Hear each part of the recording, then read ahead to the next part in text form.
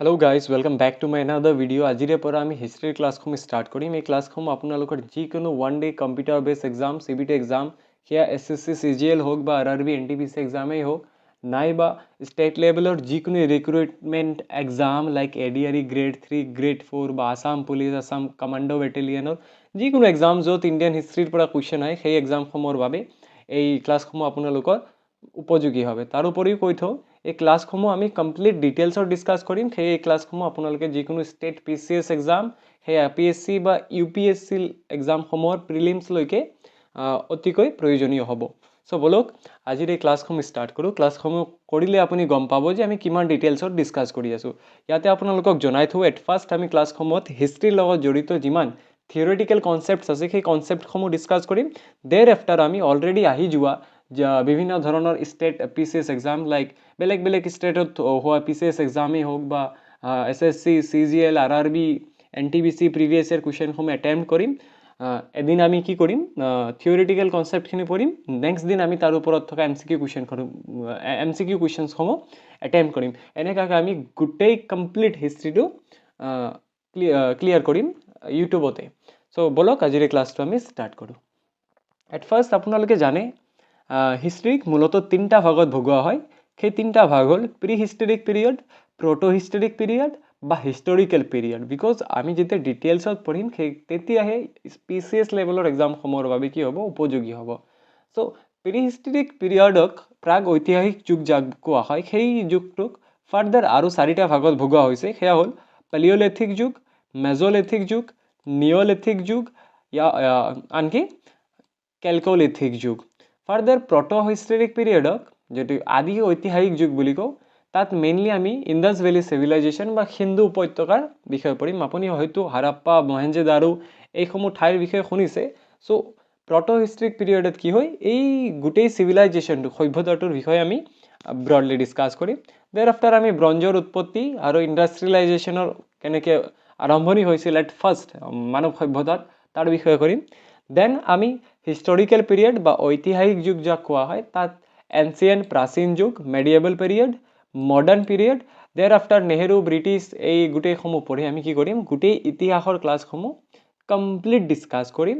Even Nehru আৰু গান্ধী পিৰিয়ডৰ পিছত after freedom independence আমি যিসমূহ প্ৰাইম মিনিষ্টাৰ হওক বা ৰাষ্ট্ৰপতি বা যিবোৰ 5 year প্লেনছ বনোৱা হৈছিলে পঞ্চবৰ্ষীয় যোজনা সেইসমূহৰ বিষয়ে আলোচনা কৰি একদম লাষ্টত আমি ৱৰ্ল্ড হিষ্টৰী পঢ়ি গোটেই হিষ্ট্ৰী ক্লাছসমূহ শেষ কৰিম। চ' এইটো এটা ডাঙৰ লং জাৰ্ণি হ'বলৈ গৈ আছে। আই হোপ আপোনালোকে মোৰ লগত থাকিব।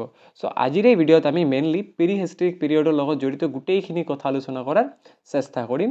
আৰু আগন্তুক কাইলৈ বা পৰহি যি ভিডিঅ' আহিব সেইটোত আমি ইয়াৰ ওপৰত থকা MCQ প্ৰিভিয়াছ ইয়াৰ কুৱেশ্যনসমূহ এটেম্প্ট কৰা ট্ৰাই কৰিম। চ' বলক আজি আমি প্ৰাগ ঐতিহাসিক যুগৰ বিষয়ে পঢ়োঁ।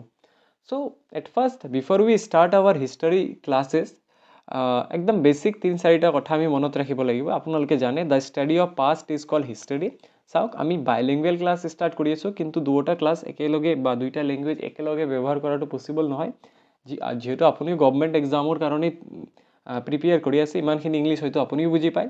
আমি দুইটা লেংগুৱেজে সময়ে সময়ে ব্যৱহাৰ কৰিম। ষ্টাডি অফ পাষ্ট অতীতৰ অধ্যয়নক কি বুলি কোৱা হয় হিষ্ট্ৰী বুলি কোৱা হয়। এণ্ড নেক্সট যিটো টপিক আপুনি মনত ৰাখিব আমি ইয়াত একেবাৰে প্ৰয়োজনীয় কথাসমূহে লিষ্ট আউট কৰিছোঁ। চ' প্ৰত্যেকটো চেণ্টেঞ্চ আপোনাৰ বাবে উপযোগী হ'ব। চ' বহুত ধ্যান দি ক্লাছসমূহ শুনিব। লগতে যদি আপুনি PDFসমূহ সংগ্ৰহ কৰিব বিচাৰে কমেণ্ট কৰি জনাব। মই টেলিগ্ৰাম চেনেলৰ লিংক ডিছক্ৰিপশ্যনত দিয়া থাকিব, কিন্তু আপুনি কমেণ্ট কৰাৰ পিছত আমি PDFসমূহ কি কৰিম টেলিগ্ৰাম চেনেলত আপলোড কৰি দিম। চ' ইতিহাসৰ পিতৃস্বৰূপ হেৰডোটাছক কোৱা হয়। হেৰডোটাছক ইতিহাসৰ পিতৃ বুলি কোৱা হয়। আপুনি মনত ৰাখিব নামটো। The continent of Africa is called the cradle of mankind. আপুনি জানে আফ্ৰিকা মহাদেশত মানুহৰ উৎপত্তি হৈছিল বুলি জনা যায়। And then where is the continent of Asia is called the cradle of civilisation. সভ্যতাৰ উৎপত্তি এছিয়া মহাদেশৰ পৰা হৈছিল, সেয়া আপুনি মনত ৰাখিব। চ' নেক্সট ইতিহাসক যি 3টা ভাগত ভাগ কৰা হয় তাৰে এটা ভাগ হ'ল প্ৰি হিষ্ট্ৰী, যাক ষ্টোন এজ বুলিও কোৱা হয়।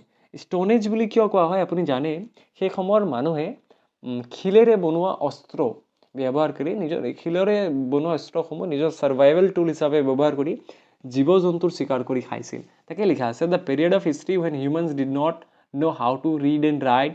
Information about this is available only from archaeological evidence. মনত ৰাখিব পুৰাতত্ত্বক যি আৰু ৰিচাৰ্চ কৰা হয় তাৰ জৰিয়তে আমি প্ৰি হিষ্ট্ৰিক বা ষ্টোন এজৰ এভিডেন্সসমূহ পাইছোঁ, আদাৰৱাইজ কোনো ৰিটেন এভিডেন্স আমি এতিয়ালৈকে পোৱা নাই।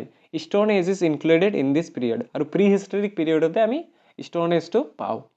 নেক্সট যিটো মনত ৰাখিব লাগিব, ৰবাৰ্ট ব্ৰুচ ফুটৰ নাম। তেখেতে first discover the stone age civilisation in India. ভাৰতত প্ৰথমবাৰৰ বাবে ষ্টোন এজ চিভিলাইজেশ্যনৰ উৎপত্তি বা বিচাৰি কোনে ওলাই আহিছিল 1863 চনত ৰবাৰ্ট ব্ৰুচ ফুটে কি কৰিছিল, এইখিনি বিচাৰি ওলাইছিল। Further the father of Indian archaeological is sir Alexander Cunningham. ভাৰতীয় পুৰাতত্ত্বৰ পিতৃ ছাৰ আলেকজেণ্ডাৰ কানিংহামক জনায় যে, মনত ৰাখিব father of Indian archaeology is sir Alexander Cunningham, কিন্তু ৰবাৰ্ট ব্ৰুচ ফুটে কি কৰিছিল, ষ্টোন এজ চিভিলাইজেশ্যনৰ বিষয়ে প্ৰথমত ভাৰতত 1863 চনত বিচাৰি উলিয়াইছিল। নেক্সট যিটো পইণ্ট আপুনি মনত ৰাখিব লাগিব, আৰ্কিঅলজিকেল মিউজিয়াম, পুৰাতাত্ত্বিক সংগ্ৰহালয়টোৰ নাম হ'ল ইন্দিৰা গান্ধী আৰ্কিঅলজিকেল, হ'ব স্পেলিঙত ইৰৰ আহিছে, ইন্দিৰা গান্ধী আৰ্কিঅলজিকেল মিউজিয়াম। তাত এতিয়ালৈকে বিচাৰি পোৱা গোটেইসমূহ এভিডেন্স তাতে ষ্ট'ৰ কৰা আছে। নেক্সট আমি যি চাম, মই আপোনালোকক ষ্টাৰ্টিঙতে কৈছোঁ যে পেলিঅ'লিথিক পিৰিয়ডক প্ৰি হিষ্ট্ৰিক পিৰিয়ডক মূলতঃ ফাৰ্দাৰ 4টা ভাগত ভগোৱা হৈছে। তাৰে এটা ভাগ হ'ল পেলিঅ'লিথিক পিৰিয়ড। যি 4টা ভাগত ভাগ কৰা হৈছে তাৰ এটা ভাগ হ'ল পেলিঅ'লিথিক পিৰিয়ড। ইয়াত লিখা আছে the stone age is divided into 4 parts. ইয়াৰ লগত আপুনি মনত ৰাখিব পেলিঅ'লিথিক যিটো পিৰিয়ড আছে পুৰা পাথৰ যুগ, সেয়া 20 lakh before Christ to 12,000 before Christ, এটা ডাঙৰ পিৰিয়ড। সেই পিৰিয়ডসমূহ মানে 20 লাখ BC-ৰ পৰা 12,000 BC, এই টাইম পিৰিয়ডক পেলিঅ'লিথিক পিৰিয়ড বুলি জনা যায়। ইয়াৰ বিষয়ে কি দিয়া আছে, this was the earliest period of history. The humans of this time are called primitive humans. The humans of this time were nomads. Nomads মানে ফুড গেদাৰাৰ্ছ। সেই সময়ৰ মানুহসকলৰ মেইন উদ্দেশ্য আছিল খাদ্য সংগ্ৰহ কৰি জীয়াই থকা। That is the main purpose of their life was to fill their stomach like animals. The biggest achievement of the humans of this time was discovery of fire. প্ৰশ্ন বহুতবাৰ অহা দেখা গৈছে যে পেলিঅ'লিথিক পিৰিয়ড পুৰা পাথৰ যুগৰ মানুহৰ আটাইতকৈ ডাঙৰ বিগেষ্ট এচিভমেণ্ট কি আছিলে, তো সেই সময়ত মানুহে কি বিচাৰি ওলাইছিল, জুইৰ আৱিষ্কাৰ কৰিছিল বা জুইৰ খোজ কৰি ওলাইছিল। Next thing you should remember is at this time humans used large stone tools for hunting. So' ইতিমধ্যে ক'লোঁ যে প্ৰি হিষ্ট্ৰিক পিৰিয়ডত মানুহে কি কৰি আছিলে, পাথৰ ব্যৱহাৰ কৰি, ষ্টোন ব্যৱহাৰ কৰি ছাৰ্ভাইভেল টুলছ বনাই আছিলে। At this time human started painting, আৰু সেই সময়তে মানুহে কি কৰিছিলে, চিত্ৰাংকন আৰম্ভ কৰিছিলে। চ' আৰু এটা প্ৰশ্ন আহিব পাৰে যে মানৱ জাতিয়ে চিত্ৰাংকনৰ আৰম্ভণি কেতিয়াৰ পৰা কৰিছিলে। চ' দেট ইজ পেলিঅ'লিথিক পিৰিয়ড, পুৰা পাথৰ যুগ। Next thing is pictures from Palaeolithic এৰা কেন be seen in the Bhimbetka caves. Bhimbetka cave কিহৰ বাবে বিখ্যাত, এই প্ৰশ্নটো হয়তো আপুনি শুনিছে। যদি আপুনি যেন ট্ৰু এছপিৰেণ্ট হয় আৰু প্ৰিপেৰেশ্যন কৰি আছে, তেনেহ'লে ভীমবেটকা কেভছৰ বিষয়ে অলৰেডি প্ৰিভিয়াছ ইয়াৰ কুৱেশ্যনত দেখা পাইছে। ভীমবেটকা কেভছত কি হয়, পেলিঅ'লিথিক সেই যুগৰ চিত্ৰাংকন পোৱা যায়। আপুনি মনত ৰাখিব যে বহুতে ভাবিব পাৰে ইমান পুৰণা চিত্ৰাংকন বুলি আমি কেনেকৈ গম পাম, নহয় জানো। চ' কাৰ্বন ডেটিং বুলি এটা মেথড আছে। কাৰ্বন ডেটিং মেথডৰ জৰিয়তে আমি কি কৰিব পাৰি, চাইণ্টিফিক মেথড হয়। এই মেথডৰ জৰিয়তে আমি কি কৰিব পাৰোঁ, বস্তু এটা কিমান পুৰণি তাক ঠাৱৰ কৰিব পাৰোঁ। চ' মনত ৰাখিব কাৰ্বন ডেটিঙৰ বিষয়ে ফাৰ্দাৰ জানিব হ'লে ইউটিউবত চাৰ্চ কৰিব, বহুত ভিডিঅ' পাই যাব। যদি আপুনি আমাৰ চেনেলৰ পৰা জানিব বিচাৰে কমেণ্ট কৰিব, আমি নেক্সট ভিডিঅ'ত বা এটা সৰু শ্বৰ্টত আপোনালোকক জনাই দিম। চ' ভীমবেটকা কেভছত, য'ত বৰ্তমান আব্দুল্লাগঞ্জ ৰাইচিন মধ্যপ্ৰদেশত আছে, তাৰ পৰা কি পোৱা যায়, পেলিঅ'লিথিক পিৰিয়ডৰ কিছুমান পেইণ্টিং পোৱা যায়। তো প্ৰশ্ন ইয়াৰ পৰা আহে যে ভীমবেটকা কেভছ ক'ত আছে, কিহৰ বাবে বিখ্যাত, তেনেকুৱা ধৰণৰ ব্লা কুৱেশ্যনসমূহ আহি থকা দেখা যোৱা যায়। ষ্টেট PCS হওক বা SSC CJ লেভেলৰ এক্সামসমূহত প্ৰায়ে সোধে। নেক্সট প্ৰি হিষ্ট্ৰিক পিৰিয়ডৰ দ্বিতীয় ভাগ, সেয়া হ'ল মেজ'লিথিক পিৰিয়ড বা মেজ'লিথিক পিৰিয়ডটোৰ টাইম পিৰিয়ডটো আপুনি যদি চাই 12,000 before Christ to 10,000 before Christ, 2,000 বছৰৰ টাইম পিৰিয়ড। এই সময়ছোৱাক আমি কি বুলি কওঁ, মেজ'লিথিক পিৰিয়ড। এই মেজলিথিক পিৰিয়ডৰ পৰা আমি 3-4টা পইণ্ট যি সময় আমি মনত ৰাখিব লাগিব সেয়া হ'ল the first information about this period was given by Churchill in 1867 and অডোভিনি. So this was the period after the Paleolithic. At this time, the weapons of humans were small in size, so they were called microlithics. এই সময়ত কি হৈছিলে মানুহৰ যি অস্ত্ৰ পাতিবিলাক আছিলে সেয়া বহুত সৰু সৰু পাথৰেৰে বনোৱা আছিলে এণ্ড দেন therefore এই পিৰিয়ডটোক মাইক্ৰলিথছ বুলিও কোৱা হয়. The most important work of humans at this time was funeral rites. এই সময়ৰ মানুহৰ আটাইতকৈ ডাঙৰ এচিভমেণ্ট আছিলে. এচিভমেণ্ট মানে সেই সময়ৰ পৰাই কি হৈছিলে মানুহে অন্ত্যেষ্টিক্ৰিয়া ষ্টাৰ্ট কৰিছিলে. লাইক মানুহ মৰি যোৱাৰ পিছত যি আমি নীতি নিয়ম পালন কৰোঁ সেই নীতি নিয়ম বা কোনোবাই জ্বলাই দিয়ে কোনোবাই কবৰ দিয়ে সেই ৰিচুৱেলছসমূহ বা তেনেকুৱা ধৰণৰ ফানাৰেল ৰাইটছসমূহ কেতিয়াৰ পৰা আৰম্ভ হৈছিলে মেছ'লিথিক পিৰিয়ড প্ৰায় 12,000 before Christ to 10,000 before Christ এই সময়ছোৱাৰ ভিতৰতে আৰম্ভ হৈছিলে. যিহেতু সেই সময়ৰ মানুহে প্ৰি হিষ্ট্ৰিক পিৰিয়ডৰ মানুহে কোনো ধৰণৰ ৰিডিং বা ৰাইটিঙৰ লগত জড়িত নাছিলে. চ' একচুৱেল ডিটেইল বা তেনেকুৱা ধৰণৰ গ্ৰন্থ নোপোৱাত বাছ এটা লং পিৰিয়ডৰ ভিতৰত কাৰ্বন ডেটিং বা বিভিন্ন ধৰণৰ মেথডছৰ জৰিয়তে আমি গম পাওঁ যে কোন সময়ত কি আৰম্ভ হৈছিলে জাষ্ট ঠাৱৰ কৰা হয়. So' you should remember this point. Next thing যিটো আমি জনা দৰকাৰ সেয়া হ'ল during this period the earliest remains of human skeleton were found from place called Sarai Nahar Mahadaha in Pratapgarh. So' এতিয়া যে আমি পঢ়িলোঁ সেই সময়ৰ মানুহে ফানাৰেল ৰাইটছ মানে অন্ত্যেষ্টিক্ৰিয়া আৰম্ভ কৰিছিলে. তাৰ প্ৰমাণ ক'ত পোৱা যায় সেয়া হ'ল প্ৰতাপগড়, উত্তৰ প্ৰদেশৰ চাৰাই নহৰ আৰু মহাদহন এই দুখন ঠাইৰ প্ৰতাপগড়ৰ উত্তৰ প্ৰদেশৰ এই দুখন ঠাইৰ পৰা আমি এইখিনি ইনফৰ্মেশ্যন গম পাওঁ. চ' নেক্সট যিটো ইম্পৰ্টেণ্ট প্ৰি হিষ্ট্ৰী পিৰিয়ডৰ পৰা সেয়া হ'ল নিঅলিথিক পিৰিয়ড.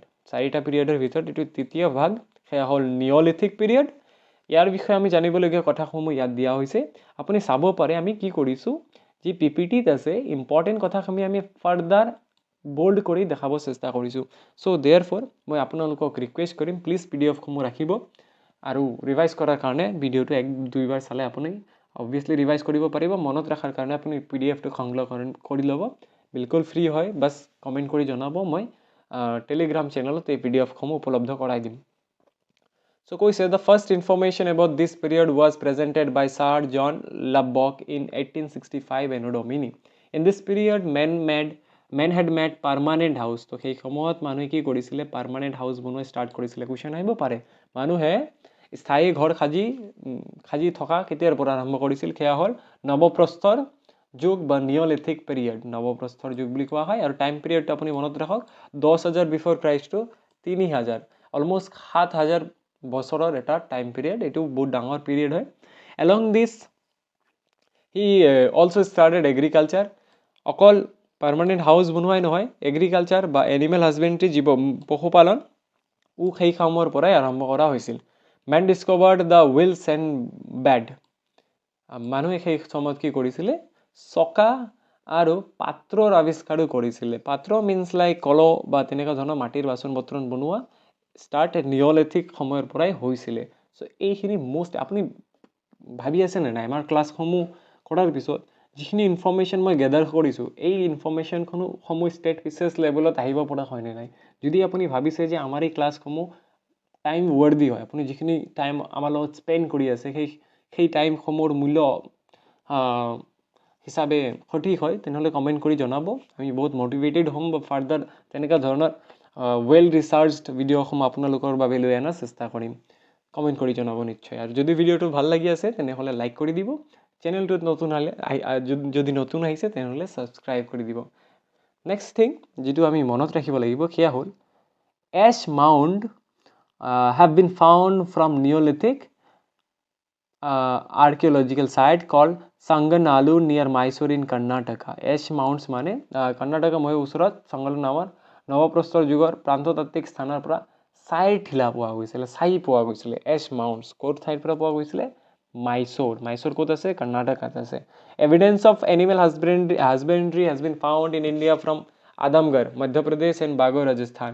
তো তো ইয়াত কৈছে নিঅলিথিক পিৰিয়ডত মানুহে এনিমেল হাজবেণ্ড্ৰি বা পশুপালন আৰম্ভ কৰিছিল তাৰ প্ৰমাণ আদামগড় আৰু বাগড় ৰাজস্থানৰ পৰা পোৱা গৈছিল এটা কথা বহুত ইম্পৰ্টেণ্ট হয় আপুনি মনত ৰাখিব বহুত ডিটেইলত আমি সৰু কথাবিলাক কালেক্ট কৰাৰ চেষ্টা কৰিছোঁ নেক্সট আমি ইয়াতে কিছুমান ঠাইৰ নাম পাইছোঁ লাইক আপুনি পালে আদামগড় বাগড় ইয়াৰ উপৰিও আন কিছুমান ঠাই আছে যিসমূহ ইম্পৰ্টেণ্ট হয় তাৰ বিষয়ে আমি সৰু এটা নোটছ বনাইছোঁ আপুনি চাই লওক মেহেৰগড় ঠাইটো কিয় ইম্পৰ্টেণ্ট হয় it is located in Baluchistan Pakistan বৰ্তমান পাকিস্তান আৰু বালোচিস্তানত মেহেৰগড় আছে the first evidence of agriculture in the form of barley and wheat was found here between the Sulaiman and Kirthar hills in 700 BC so' কৈছে বালোচিস্তান বৰ্তমান পাকিস্তানৰ সুলেমান আৰু কিথৰ দুটা পাহাৰৰ মাজত প্ৰথমবাৰে যি এগ্ৰিকালচাৰৰ এভিডেন্স বাৰ্লি আৰু হুইট পোৱা গৈছিল so' that's why Mehrgarh is most important প্ৰশ্ন আহিব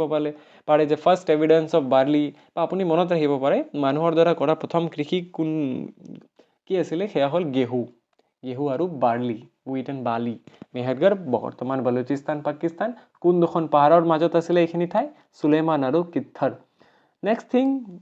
নেক্সট যিটো ঠাই ইম্পৰ্টেণ্ট হয় নিঅলিথিক পিৰিয়ডৰ পৰা সেয়া হ'ল Burzahom it is located in Kashmir evidence of burial has been found here so' burial সমাধিস্থল ইয়াত পোৱা গৈছিল evidence of burial of a dog along with মালিক মিনছ অনাৰ কুকুৰৰ সৈতে মালিকৰ সমাধি ইয়াত পোৱা গৈছিল চ' এনেকুৱা ধৰণৰ প্ৰশ্ন আহে in which of the following place the burial of a dog along with his honor found from Neolithic period.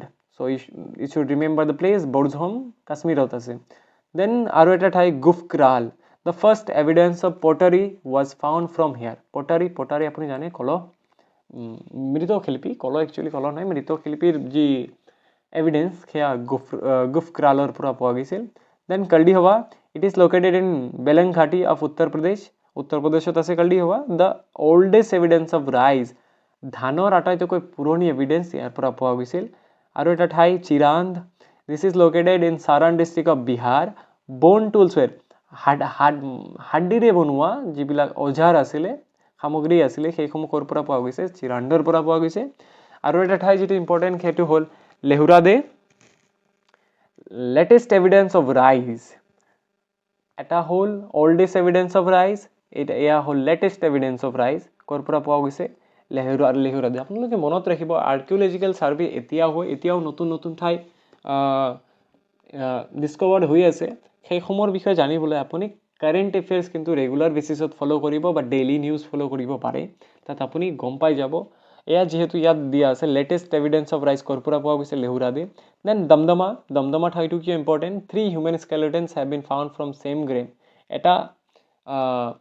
এখন ঠাইৰ পৰাই 3টা হিউমেন স্কেলেটন পোৱা গৈছে দমদমা একেটা কবৰৰ পৰা 3টা মানুহৰ কংকাল পোৱাৰ বাবে কি হ'ল এইখন ঠাই অলপ নিউজত আছে বা হাইলাইটেড আছে নিউজত নহয় এটলিষ্ট হাইলাইটেড প্ৰশ্ন আহে এইখন ঠাইৰ ওপৰত তাৰপিছত আপুনি এটা কথা জানিব লাগে the first animal domesticated by human was a dog মানুহে সৰ্বপ্ৰথম কুকুৰ পোহা আৰম্ভ কৰিছিল প্ৰথম জীৱ জন্তু যিটো মানুহে পোহা আৰম্ভ কৰিছিল দেট ৱাজ এ ডগ তাৰপিছত প্ৰি হিষ্টৰিক পিৰিয়ডৰ চতুৰ্থ ভাগ সেয়া হ'ল চালকোলিথিক পিৰিয়ড এই পিৰিয়ডত কি হৈছিল মেইনলি কপাৰ ডিস্কভাৰ কৰা হৈছিল সেই সময়ত কপাৰৰ ডিস্কভাৰ হৈছিল this was the last period of stone age ইয়াৰ ষ্টোন এজ বা প্ৰি হিষ্টৰিক পিৰিয়ডৰ অন্তিমটো ভাগ বা অন্তিমটো যিটো টাইম পিৰিয়ড সেয়া হ'ল চালকোলিথিক পিৰিয়ড এইটো সময় ইম্পৰ্টেণ্ট হোৱাৰ মেইন কথাটো হ'ল এই সময়ত কি হৈছিলে কপাৰৰ ডিস্কভাৰ হৈছিলে চ' প্ৰশ্ন আহিব হোৱেন ৱাজ কপাৰ ডিস্কভাৰ্ড আপুনি মনত ৰাখিব chalcolithic period from pre history